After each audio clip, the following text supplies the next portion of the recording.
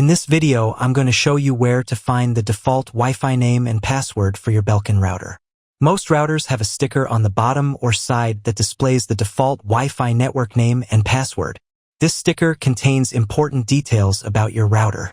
This label displays the default Wi-Fi name, commonly known as the SSID. The password or key can be found either next to it or beneath it. This is the default Wi-Fi password that comes pre-configured. If a network name is visible and does not require a password, it indicates that the network is not secure. To enhance your security by changing these credentials, take a look at my other video. You can find the link to the video in the description below. If you can't find your Wi-Fi on the network or if the password is incorrect, you will need to reset your Belkin router to its factory settings.